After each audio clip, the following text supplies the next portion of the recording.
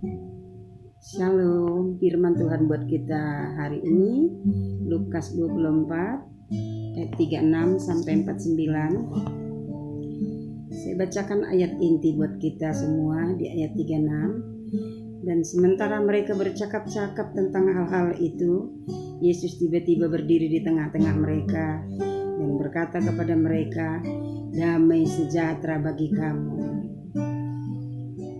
Yesus menampakkan diri kepada murid-murid dan Yesus datang membawa kabar shalom, damai sejahtera. Kita yang sudah ada di dalam Kristus, apalagi kita yang sudah menerima Yesus sebagai Tuhan dan Juru Selamat secara pribadi. Salam Kristus, shalom dari Kristus. Itulah yang seharusnya ada di dalam diri kita. Dan bukan hanya itu, jika memang benar Yesus ada di hati kita, damai sejahtera selalu berkuasa di hati kita. Bahkan kehadiran kita boleh selalu membawa damai sejahtera dimanapun kita berada. Bahkan tidak menutup kemungkinan ketika kita ada di dalam satu situasi di mana situasi yang tidak nyaman, Tuhan menempatkan kita di sana untuk siap menjadi pembawa damai sekaligus pencipta damai. Dikatakan di ayat 47 di firman Tuhan ini, dikatakan,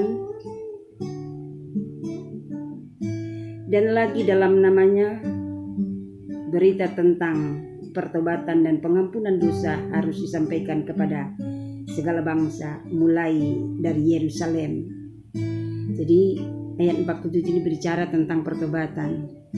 Jikalau Yesus ada di dalam diri kita, apalagi kita yang sudah terima Yesus sebagai Tuhan dan Juru Selamat secara pribadi, sikap pertobatan yang sungguh selalu ada dalam diri kita.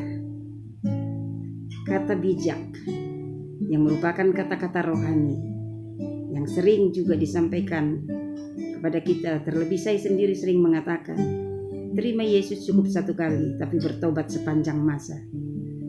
Jadi kalau memang Yesus ada dalam diri kita, setiap hari kita ada dalam pertobatan, sifat, karakter, tabiat kita betul-betul berubah dari hari ke hari, semakin menyerupai Kristus.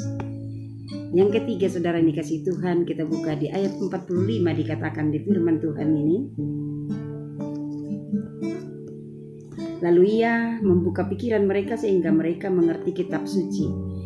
Jadi ketika Yesus menjelaskan tentang firman Tuhan, para murid-murid belum mengerti, bahkan mereka heran mengapa Yesus yang sudah disalibkan, mati dan dikuburkan ada di tengah-tengah mereka. Bahkan mereka tidak mengerti dan mereka tidak mengenal apakah itu Yesus atau tidak. Tapi Yesus membukakan pikiran mereka sehingga mereka mengerti apa yang dikatakan kitab suci selama ini, bahwa Dia Yesus memang harus mati, dikuburkan dan bangkit pada hari yang ketiga. Mengapa murid-murid pikirannya terbuka? Karena kehadiran Yesus. Kita yang sudah terima Yesus sebagai Tuhan dan Juru Selamat, tentunya kita juga sudah menerima kuasa Roh Kudus. Dan Roh Kuduslah yang akan membukakan hati pikiran kita sehingga kita mengerti firman Tuhan. Karena tanpa Roh Kudus kita tidak bisa mengerti firman Tuhan. Jangan pakai logika, jangan pakai pemikiran kita untuk mengerti firman. Tapi biarlah minta kepada Roh Kudus, supaya Roh Kudus memberikan pengertian akan kebenaran firman Tuhan. Bahkan sekaligus Roh Kudus memberi kita kuasa untuk bisa menjadi pelaku-pelaku firman Tuhan. Jadi saudaraku yang dikasihi Tuhan, kesimpulan firman Tuhan hari ini, kalau benar Yesus ada di hatimu, maka hatimu selalu meluap dengan sukacita, damai sejahtera, dan engkau bisa membawa damai dimanapun berada, dan bahkan engkau menjadi pencipta damai dalam situasi apapun. Dan yang kedua adalah, kalau memang Yesus ada di hatimu, maka tandanya ada dampak yang luar biasa. Hari ke hari engkau mengalami pertobatan, di mana sifat karakter tabiatmu berubah. Semakin hari semakin menyerupai Kristus, semakin menyenangkan hati Tuhan. Dan yang ketiga adalah, jikalau memang Yesus ada di hatimu, maka engkau akan memahami apa yang firman Tuhan maksudkan, dan engkau akan memahaminya kalau Roh Kudus ada dalam dirimu. Kalau Yesus ada dalam dirimu, tentunya Roh Kudus juga ada dalam dirimu, dan Roh Kuduslah yang memampukan engkau untuk mengerti isi hati Tuhan lewat firman Tuhan, dan Roh Kuduslah yang memampukan engkau menjadi pelaku firman Tuhan.